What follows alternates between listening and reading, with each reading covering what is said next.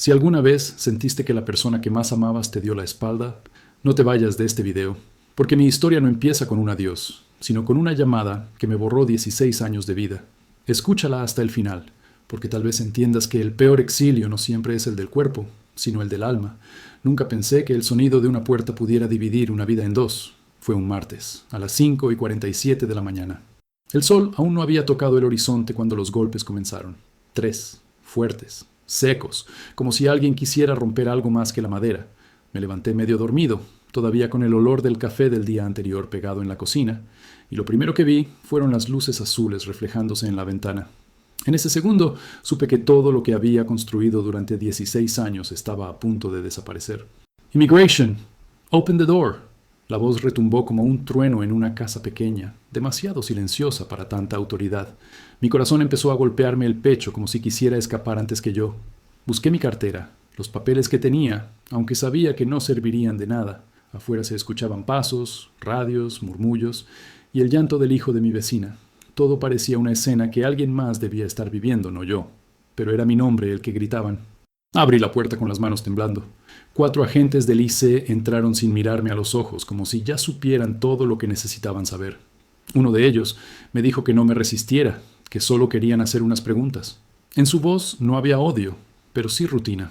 Esa rutina que solo se tiene cuando se hace lo mismo todos los días, destruir hogares. Mientras me ponían las esposas, sentí el frío del metal y pensé en mi madre.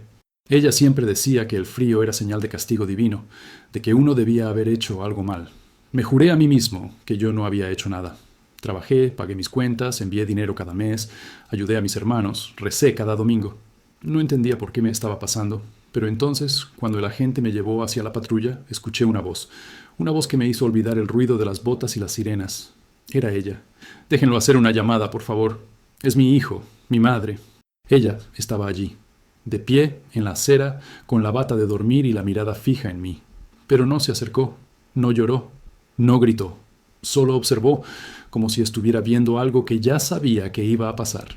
Y en ese silencio, algo dentro de mí se rompió. Intenté hablar, pero las palabras se ahogaron entre la rabia y la incredulidad. Quise preguntarle por qué estaba allí, por qué no me había advertido, por qué no había corrido hacia mí. Pero su mirada lo dijo todo. No era una sorpresa para ella. Era el resultado de una decisión. Cuando la puerta del auto se cerró, me di cuenta de que lo que estaba escuchando no era el eco del metal, sino el cierre definitivo de una vida entera. Afuera, la mañana seguía su curso, los autos pasaban, el panadero saludaba a alguien, y yo era solo una sombra más en el asiento trasero de una patrulla. Pensé en los 16 años que había pasado construyendo algo en ese país. Cada día bajo el sol, cada dólar enviado a casa, cada Navidad en la que decía, el próximo año sí voy. Todo eso se disolvía en ese instante. Quise recordar mi primera noche en Estados Unidos, el olor del garaje donde dormí, el miedo y la esperanza mezclándose en el pecho.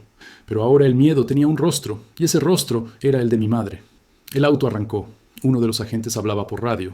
Yo miraba por la ventana, viendo cómo mi calle se hacía más pequeña, cómo la Casa Blanca con las cortinas azules desaparecía detrás de los árboles, y entonces lo entendí. El exilio no había comenzado en ese momento. Había comenzado el día que mi madre decidió hacer una llamada. Cerré los ojos y escuché mi respiración. Por primera vez no recé. No pedí ayuda ni milagros. Solo repetí su nombre en silencio, como si con eso pudiera entender por qué una madre elegiría borrar a su propio hijo del mapa. Y en ese pensamiento, entre la culpa y la confusión, nació la pregunta que me acompañaría los meses siguientes. ¿En qué momento dejé de ser su hijo para convertirme en su amenaza? El vehículo giró en la autopista y las luces de la ciudad se convirtieron en un espejismo distante. El sonido de las sirenas se apagó. Y mientras el mundo seguía girando allá afuera, yo quedé suspendido en un limbo donde ni siquiera el tiempo parecía querer avanzar. Fue ahí, con las manos esposadas y el alma partida, donde comprendí que mi vida ya no me pertenecía. A veces pienso que el error no fue haber venido, sino haber creído que aquí uno podía reinventarse sin pagar un precio. Tenía 18 años cuando crucé la frontera. Era de noche, y el desierto parecía no tener fin. Recuerdo el olor del polvo, el sonido de las botas hundiéndose en la arena, y ese miedo que se mezcla con esperanza cuando sabes que ya no puedes regresar. Detrás de mí quedaba todo. Una casa de adobe en Michoacán, mi madre llorando en la puerta, mis hermanos durmiendo sin saber que al despertar yo ya no estaría. Llegué a Los Ángeles con una mochila rota y el número de un primo que prometió ayudarme. Dormí la primera semana en el suelo de su garaje, envuelto en una cobija vieja que olía a gasolina y nostalgia. Trabajé en lo que fuera, limpiando cocinas, cargando cajas, cortando césped bajo un sol que parecía querer probar de qué estaba hecho uno. Aprendí inglés con miedo, pronunciando las palabras en voz baja para no hacerme notar. Cada día era una apuesta entre ser invisible o ser deportado. Los primeros años fueron los más duros. No tenía papeles, no tenía voz. Vivía midiendo mis pasos, mis palabras, hasta mis risas. Todo era préstamo. El nombre falso, el número del seguro social, el turno nocturno en un restaurante donde el jefe te miraba como si te estuviera haciendo un favor. Pero yo seguía. Cada billete que ganaba era un ladrillo en la casa que mi madre soñaba construir allá en el pueblo. Cada envío mensual era mi forma de seguir perteneciendo. Recuerdo con claridad el primer dinero que mandé, $150. Mi madre lloró por teléfono diciendo que con eso pagaría la escuela de mi hermano menor. Esa noche no dormí. Me senté frente a la ventana del pequeño apartamento compartido y miré las luces de la ciudad. Sentí algo parecido al orgullo, mezclado con tristeza. Porque en ese momento entendí que ya no vivía para mí, sino para ellos. Pasaron los años, y con ellos la rutina. Trabajaba 6 días a la semana, 12 horas diarias, comiendo de pie, durmiendo poco. Cada diciembre enviaba cajas llenas de ropa, juguetes, perfumes y cartas que mi madre decía leer en voz alta frente a todos. En cada llamada me decía, mi hijo está triunfando en el norte. Y yo quería creerle, quería pensar que todo valía la pena, que ese sacrificio, ese cansancio que se metía hasta en los huesos, algún día se transformaría en una vida mejor. Pero el sueño americano tiene una forma curiosa de robarte el alma. Lo hace despacio. Primero te roba el idioma, después los recuerdos, luego la identidad. Comienzas a hablar en inglés incluso en tus sueños, olvidas los olores de tu tierra, y cuando vuelves a escuchar mariachis o el acento de tu gente, te sientes extranjero. Me pasó eso. Comencé a olvidar quién era antes de cruzar. Mi reflejo ya no se parecía al del muchacho que salió con una mochila rota.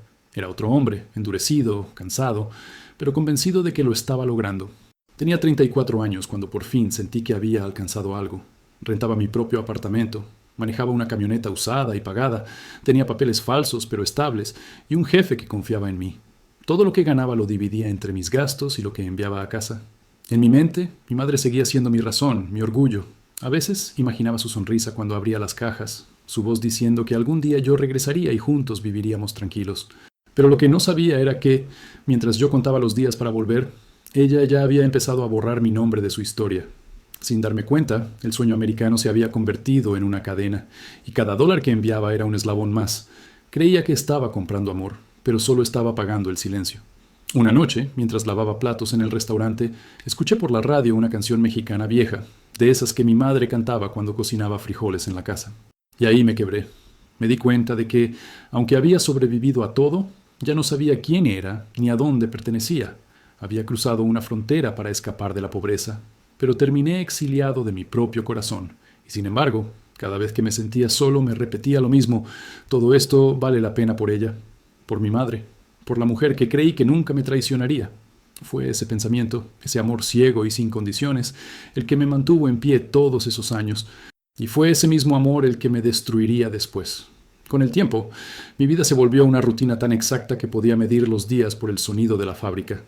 El silbato de las 6 marcaba el inicio de mi jornada, el de las 4, la pausa para comer, y el de las 10, el final de un turno más en ese lugar donde nadie te pregunta tu nombre. Solo cuánto puedes cargar sin quejarte. Cada dólar ganado tenía destino. Mi madre. A veces ni lo contaba. Lo depositaba en la agencia de envíos y salía directo al trabajo, repitiendo el mismo ritual desde hacía más de una década. Ella me llamaba cada domingo, casi siempre a la misma hora. Su voz sonaba cálida, pero con los años se fue volviendo más distante. «Hijo, ¿cómo estás?», me preguntaba, y antes de que yo respondiera, ya hablaba de los gastos, de la casa, de los estudios de mis hermanos, de la salud del abuelo. Yo escuchaba y asentía, como si mi vida entera se resumiera en un «sí, ma». A veces intentaba contarle algo de mí, como el ascenso que me habían prometido o la vecina que siempre me regalaba pan recién hecho. Pero ella cambiaba de tema. No sé cuándo dejé de intentar que me escuchara. Enviaba alrededor de $800 al mes, a veces más, si había horas extra. En diciembre, siempre el doble. Con ese dinero se levantó una casa en el pueblo. 3 cuartos, un techo de lámina nueva, paredes pintadas de azul claro. Me lo dijo por teléfono, con orgullo, como si fuese el logro de ambos. Gracias a ti, hijo, tenemos nuestro hogar. Yo imaginaba ese lugar como una promesa de regreso, un sitio donde algún día podría volver, sentarme bajo el naranjo del patio y descansar.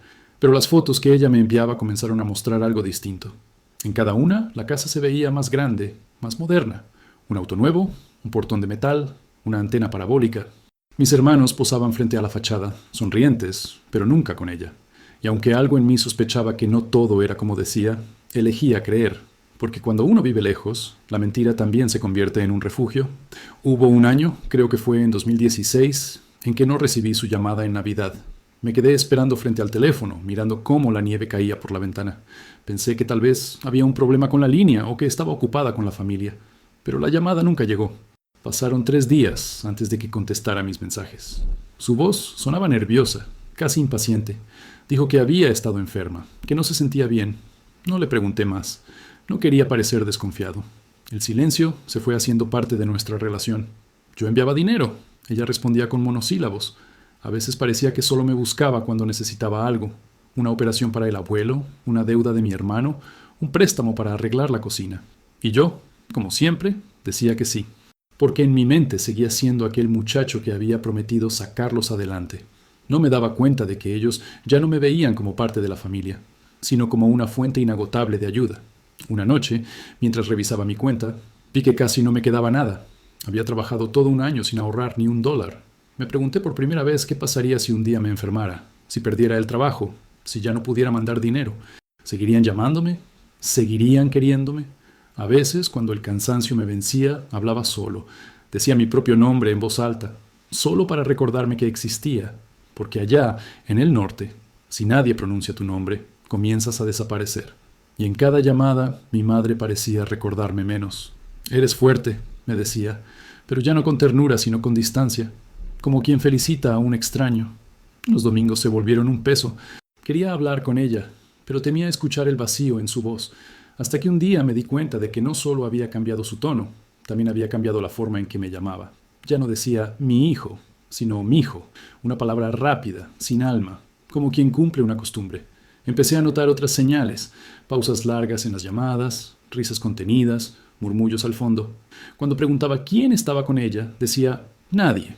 Y aunque su voz seguía sonando amable, algo dentro de mí sabía que esa mujer al teléfono ya no era la misma que me había despedido con lágrimas hace 16 años. El silencio entre nosotros ya no era casualidad.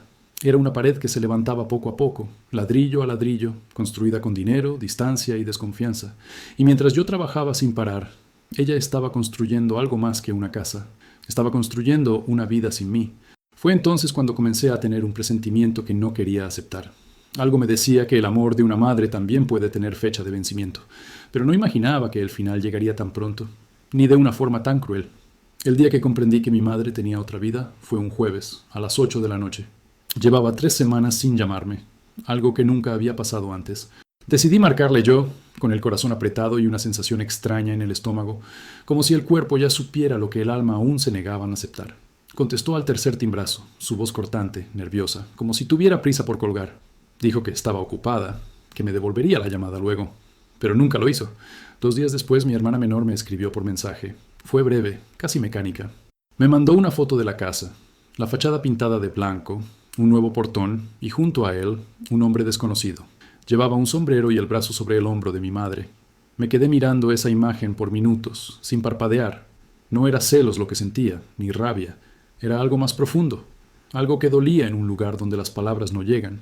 Era la certeza de que ya no era parte de su historia. Intenté llamarla una y otra vez. Me contestó al día siguiente.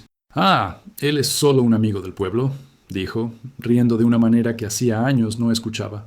Pero en el fondo supe que no era solo eso. Había cambiado su forma de hablar, de reír, incluso su tono al pronunciar mi nombre.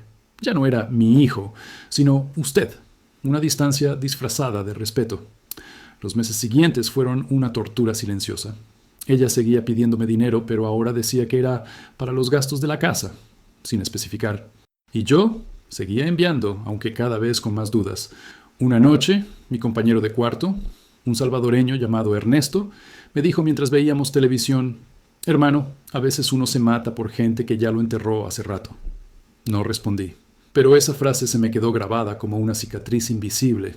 Pasó un año. Envié más dinero que nunca. Trabajaba turnos dobles, dormía poco y comía cualquier cosa. Todo por mantener viva la idea de que mi madre seguía siendo la mujer que me despidió llorando en la frontera. Hasta que un día, mientras revisaba mis redes sociales, vi algo que me quitó el aire. Una publicación de mi hermano menor, celebrando el cumpleaños de la familia. En la foto estaban todos, mis hermanos, mis sobrinos, mi madre y el mismo hombre de la foto anterior, sentado a su lado, con una sonrisa orgullosa. El texto debajo decía: «Gracias por todo, mamá y papá». Sentí que el suelo se movía bajo mis pies. No había aire suficiente en la habitación. No sabía si llorar o gritar. En su lugar, apagué el teléfono y me quedé mirando la pared con la mente en blanco. Entendí que el dinero que enviaba no solo había construido una casa, sino una nueva familia, y yo era el fantasma que la financiaba desde el norte. Durante semanas intenté hablar con ella, pero me esquivaba. «Estoy cansada, llamo mañana, no me hagas preguntas». Su voz se había vuelto un muro, hasta que un día, sin aviso, me llamó llorando. «Necesito que regreses, hijo», dijo. «Solo por un tiempo. Aquí no puedo más». Esa súplica me partió en dos. La misma mujer que había levantado muros ahora pedía mi regreso, pero había algo raro en su tono. No era miedo, era cálculo. Aún así, mi corazón no quiso escuchar la razón. Todo en mí gritaba que debía volver, que era mi deber, que tal vez ese viaje era la oportunidad de recuperar lo que habíamos perdido. Durante las noches siguientes no pude dormir. Me imaginaba llegando al pueblo, abrazándola, reconstruyendo ese lazo que los años habían corroído. Me repetía que el pasado no importaba, que lo único que contaba era el perdón. Pero en el fondo, una voz más pequeña, más honesta, me susurraba que algo no encajaba, que el amor no debería doler tanto. Aún así, compré el boleto. Usé todos mis ahorros. Cuando le conté que iba, guardó silencio unos segundos, y luego dijo con una calma que me heló la sangre: «Qué bueno, hijo, aquí te esperamos». No hubo emoción, no hubo llanto, solo una frase seca, casi ensayada. No lo sabía entonces, pero esa llamada sería el principio del fin, porque a veces las personas no te traicionan cuando te odian, te traicionan cuando ya no les sirves. Y aunque el vuelo aún no había despegado, mi destino ya estaba sellado. Todavía recuerdo el olor del aire esa mañana en el aeropuerto de Guadalajara. Era un aroma mezcla de humedad, gasolina y recuerdos viejos, de esos que se pegan a la ropa y no se van. Llevaba 16 años sin pisar mi tierra, y aún así, nada parecía haber cambiado, excepto yo. Mi madre me había dicho que me esperaba en casa, que quería verme, que necesitaba mi ayuda. Su voz, aunque cálida, escondía algo que no supe leer entonces. El camino al pueblo fue largo. Tomé un autobús polvoriento, con asientos rotos y música ranchera sonando a todo volumen. Afuera, los cerros pasaban lentos, y cada curva me acercaba más a la mujer que me dio la vida, y que, sin saberlo, estaba a punto de quitármela. Llevaba una bolsa con regalos, perfumes, ropa, dulces para los sobrinos, como si el amor pudiera empacarse. Cada objeto era un intento de recuperar los años que el silencio nos robó. Cuando llegué, la casa estaba diferente.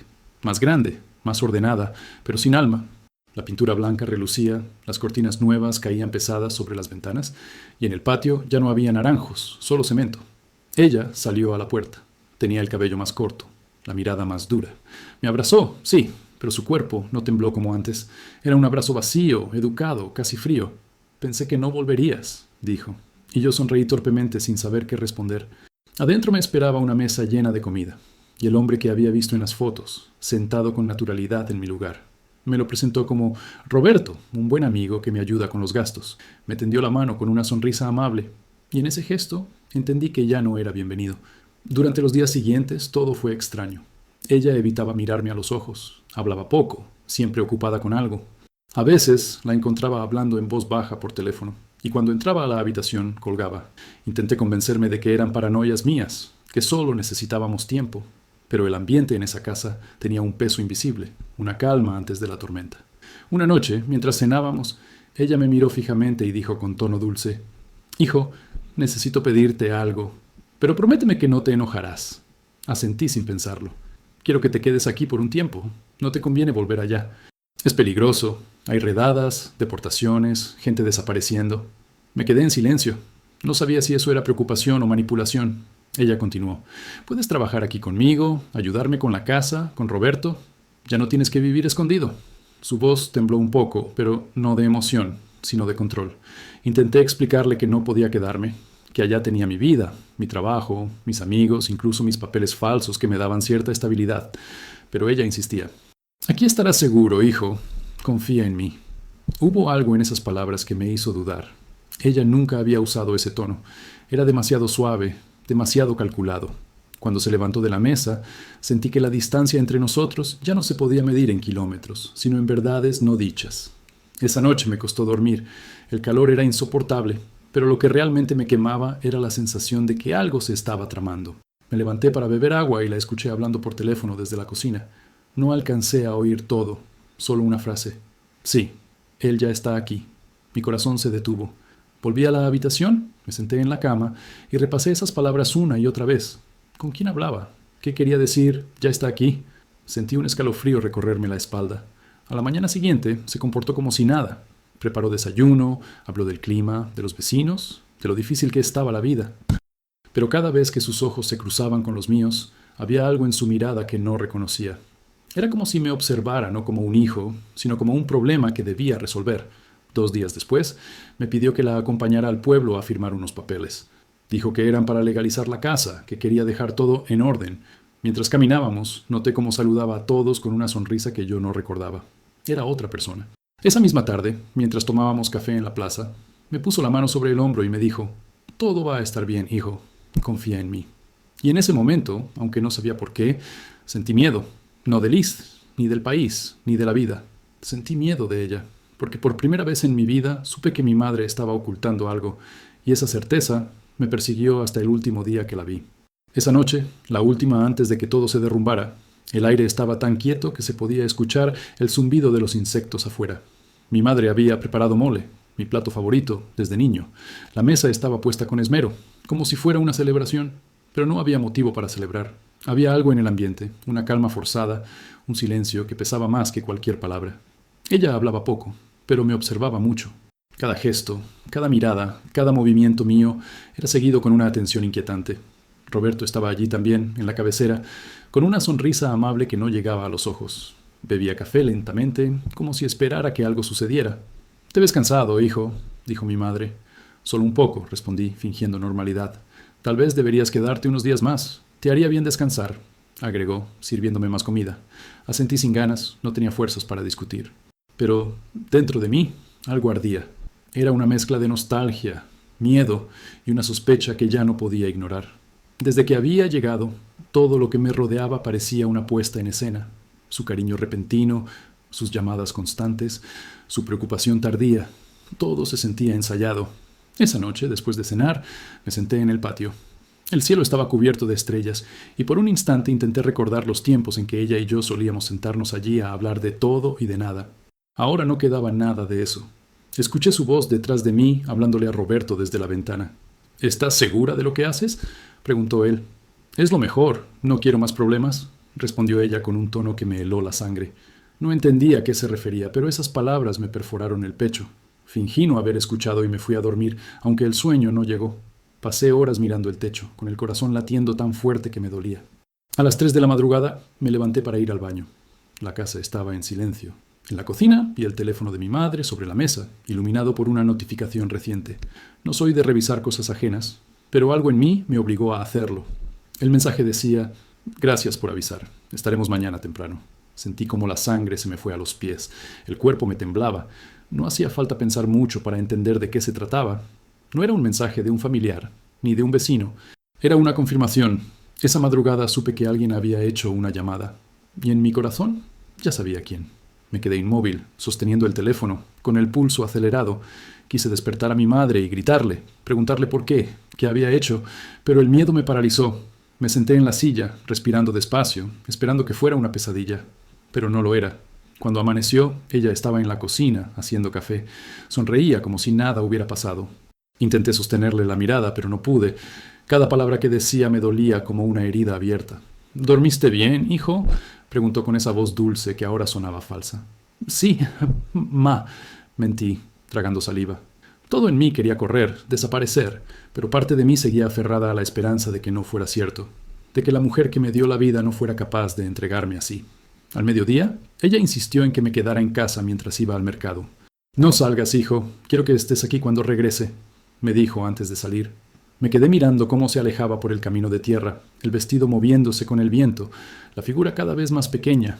Esa imagen se quedó grabada en mí, porque, sin saberlo, era la última vez que la vería como madre. Esa tarde, mientras el sol caía y el calor se espesaba en el aire, escuché un sonido que jamás olvidaré. 3 golpes en la puerta, secos, duros, idénticos a los de aquella madrugada 16 años atrás. No necesitaba abrir para saber quién era. El destino tiene un modo cruel de repetirse, pero esta vez dolía más, porque la traición no venía del gobierno ni de un extraño. Venía del lugar donde uno debería estar más seguro, el corazón de una madre. Y mientras las voces afuera gritaban mi nombre, supe que el amor que me había sostenido todos esos años acababa de morir. A las 5 de la tarde el sol caía lento sobre el pueblo, tiñendo de naranja los techos y haciendo que el aire oliera a tierra caliente. Yo estaba en la sala, revisando unos papeles viejos que había traído conmigo, intentando entender qué hacía allí todavía. Habían pasado apenas 3 días desde mi llegada, y algo dentro de mí ya pedía irse. No sabía hacia dónde, pero lejos de esa casa, lejos de ese silencio que dolía. Fue entonces cuando tocaron la puerta. 3 golpes, fuertes, secos, idénticos a los de hace 16 años. Me quedé paralizado. Sentí el mismo escalofrío, el mismo hueco en el estómago. Todo mi cuerpo reaccionó antes que mi mente. Sabía lo que era, lo sabía. Los pasos afuera se escuchaban pesados, militares. Alguien gritó mi nombre completo, mal pronunciado, con ese acento que ya conocía. Department of Homeland Security, open the door. Corrí hacia la ventana. Afuera había 2 camionetas blancas y hombres con chaquetas azules. El suelo se me fue. El pasado había regresado por mí, pero esta vez no había garaje, ni compañeros, ni una vida esperándome al otro lado. Solo mi madre. Y ella no estaba sorprendida. Salió de la cocina, secándose las manos con un trapo. Su rostro estaba tranquilo, demasiado tranquilo. Me miró a los ojos y dijo, sin temblar, «Abre la puerta, hijo. No empeores las cosas». Sentí un golpe seco en el pecho, como si me hubieran arrancado el aire. Intenté hablar, pero no me salían las palabras. «¿Qué hiciste, ma?», logré decir. Ella no respondió.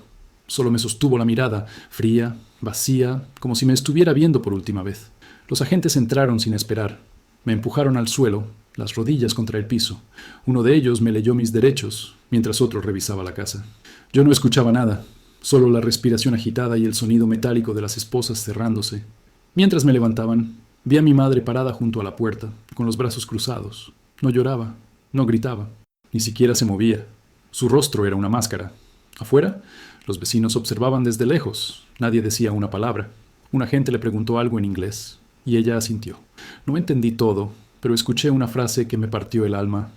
«Yes, he's the one», el que buscaban, el que ella señaló. Mi mente no podía procesarlo.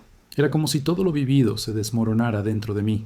16 años de trabajo, de sacrificio, de amor ciego, reducidos a una firma, a una llamada, a una frase dicha sin temblor. Me metieron en la camioneta. La puerta se cerró de golpe. Desde la ventana vi su figura, pequeña, inmóvil, mirando cómo me llevaban otra vez. Esta vez no hacia una nueva vida, sino hacia el vacío. Durante el camino, el agente sentado a mi lado revisaba unos papeles. Me dijo con voz neutral, «You've been reported as a federal violator. Anonymous call». No necesitaba saber quién había llamado. Ya lo sabía. El camino hacia la ciudad fue interminable. Afuera, el campo pasaba como una cinta vieja. Dentro de mí, el corazón golpeaba con una mezcla de rabia y tristeza que no podía contener. Cerré los ojos y vi su rostro, el de mi madre, tan sereno mientras me traicionaba. En la estación me tomaron huellas, fotos, me hicieron preguntas sin mirarme.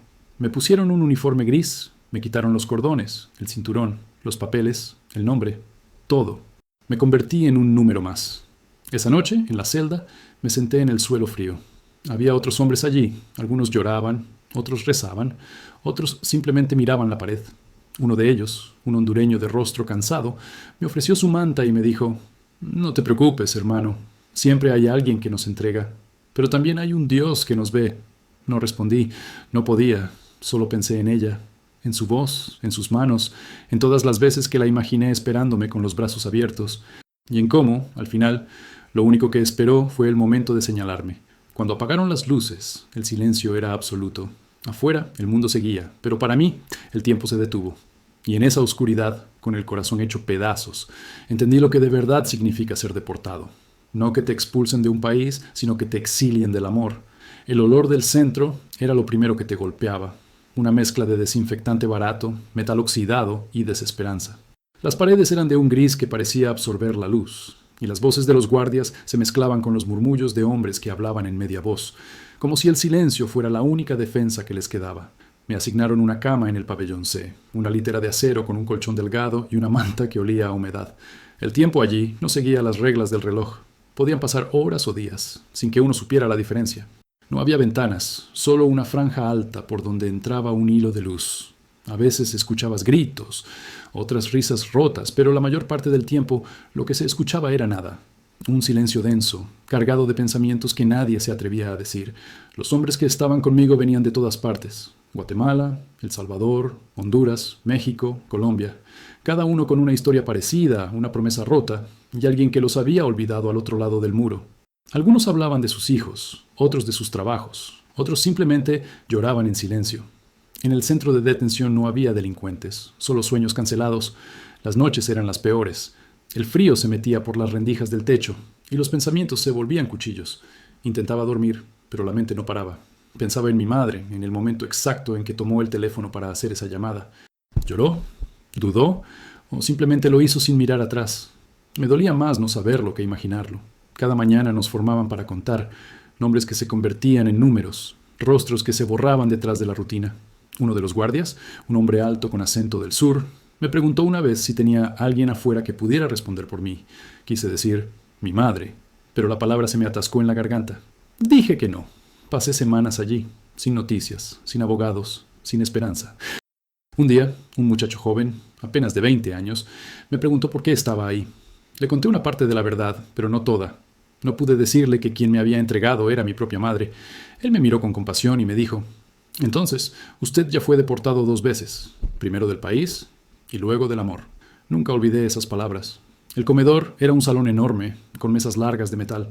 La comida llegaba en bandejas plásticas, insípida, pero todos la recibíamos como si fuera un banquete. Comer se volvía un acto de resistencia. Hacer fila, sentarse, masticar, mirar alrededor, todo era una forma de recordarnos que aún estábamos vivos.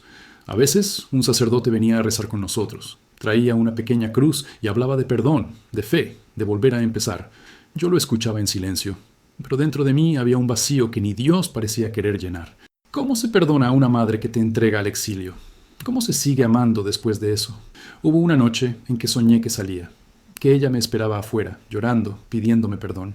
Me abrazaba y me decía que todo había sido un error. Me desperté con lágrimas en los ojos, con el corazón latiendo fuerte, pero solo era un sueño. Afuera no había nadie, solo el amanecer filtrándose por la rendija del techo, tiñendo de azul pálido las paredes del encierro. Los días se fueron acumulando, iguales, interminables. Algunos hombres eran liberados, otros desaparecían sin explicación. Yo seguía ahí, entre la resignación y la rabia. Una tarde, un guardia vino con una carpeta y pronunció mi nombre. Me dijo que tenía una audiencia en 2 semanas. Fue la primera vez en mucho tiempo que sentí algo parecido a la esperanza. 2 semanas, 14 días para imaginar, para rezar, para odiar, para intentar perdonar. No sabía si esa audiencia sería el final o el principio, pero algo dentro de mí entendía que no importaba lo que dijera el juez, porque la verdadera condena no estaba escrita en ningún documento, sino en la voz de mi madre, pronunciando mi nombre al otro lado del teléfono y diciendo, sí, él es. El día de la audiencia amaneció con un cielo gris, igual que las paredes del centro. Nos despertaron a las 5, nos dieron el mismo desayuno de siempre, pan seco, café aguado y una fruta sin sabor, y luego nos formaron en silencio. Nadie hablaba. Cada paso hacia la furgoneta que nos llevaría a la corte pesaba como si camináramos hacia un destino escrito por otros. El trayecto duró poco más de 1 hora. Miraba por la ventanilla pequeña, enrejada, tratando de reconocer algo del paisaje. Era inútil. Todo se veía igual. Una sucesión de calles y edificios que parecían hechos de la misma tristeza. En el asiento de enfrente, un hombre mayor rezaba en voz baja. A su lado, un joven se mordía los labios con fuerza, como si así pudiera contener el miedo. Yo solo respiraba despacio, intentando mantener la calma, aunque por dentro sentía que el alma se me deshacía. Nos hicieron esperar en una sala con frío artificial. El guardia nos ordenó sentarnos y no hablar. Frente a mí, un televisor mostraba noticias sin sonido. La ironía me golpeó. Allí estaba yo, un hombre convertido en caso, mientras afuera la vida seguía su curso. Cuando escuché mi nombre, me levanté con las piernas temblando. El juez era un hombre de rostro severo, con ojeras marcadas y una mirada que no se detenía en nadie. Hablaba rápido, sin emoción.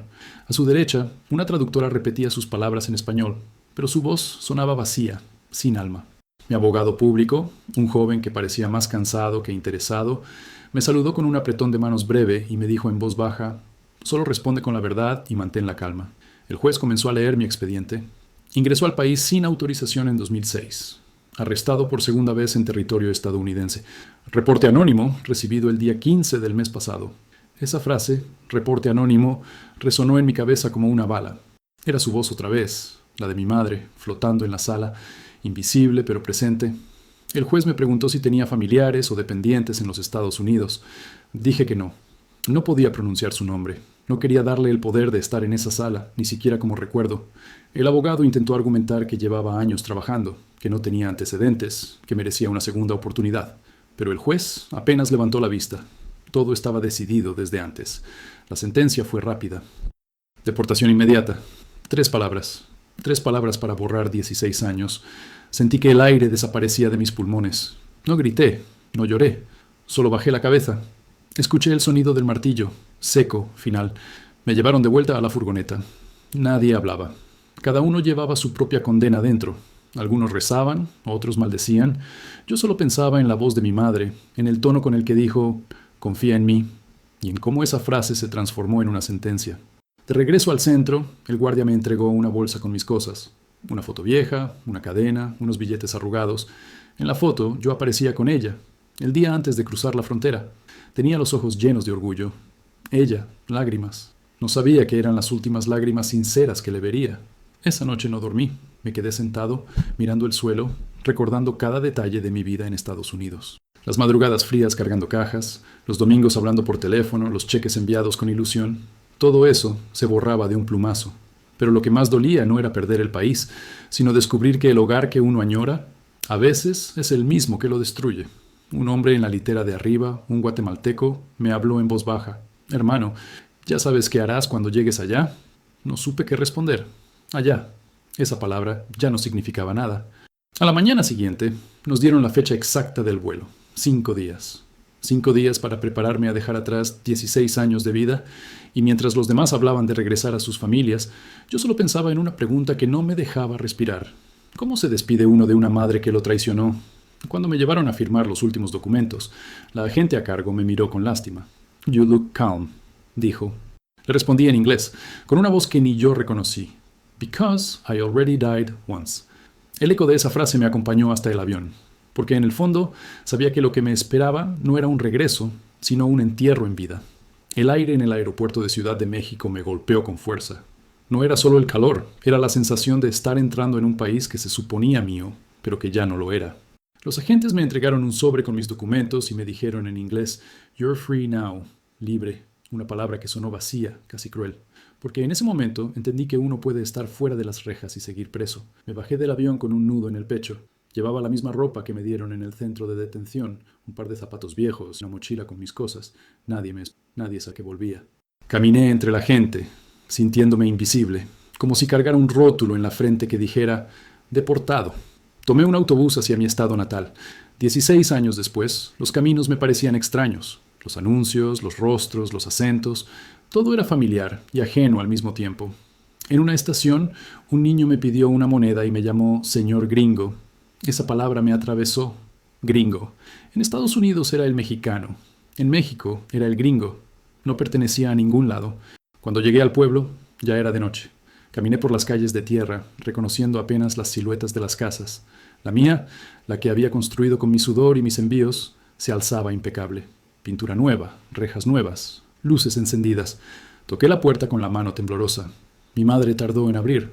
Cuando lo hizo, me miró como si no me esperara. «¿Volviste?», dijo sin emoción. «Sí, ma, cumplieron con su trabajo», respondí con la voz rota. Hubo un silencio largo, incómodo. Detrás de ella vi a Roberto, sentado en la sala, mirando la televisión, tranquilo. Quise gritar, llorar, exigirle una explicación, pero no lo hice. Entré, dejé mi mochila en el suelo y me senté. El olor de la casa era distinto, mezclado con perfume barato y cigarrillos. Esa noche no dormí. Escuché sus pasos por el pasillo, sus murmullos, sus risas apagadas con él. Cada sonido era un recordatorio de que ya no era bienvenido. En algún momento, ella se acercó a mi cuarto. Se quedó en la puerta, en la oscuridad, sin entrar. «No te guardo rencor», me dijo con una calma imposible. ¿Rencor? Respondí. Yo solo quería volver a casa. El pasado no se puede rehacer, hijo. Tienes que entenderlo. Cerró la puerta. Esa fue la última conversación que tuvimos. Al día siguiente salí al pueblo. Caminé por las calles que antes conocía de memoria. Nadie me reconocía. Algunos me miraban con curiosidad, otros con desconfianza. Me detuve frente a la iglesia donde fui bautizado. El padre ya no era el mismo. Dentro, las bancas estaban vacías. Me senté y por primera vez recé, no por mí, sino por ella, porque entendí que el odio que la había llevado a hacer lo que hizo era más grande que su amor. Pasaron semanas así. Busqué trabajo, pero nadie quería contratar a un deportado. Los gringos te devuelven porque algo hiciste, decían. Nadie quería saber mi historia, nadie quería escuchar. Cada día me hundía un poco más en la idea de que mi vida se había detenido en el momento en que crucé la frontera por primera vez. Intenté adaptarme, pero era inútil. Había cambiado demasiado. Allá aprendí a mirar a la gente a los ojos, a saludar, a confiar.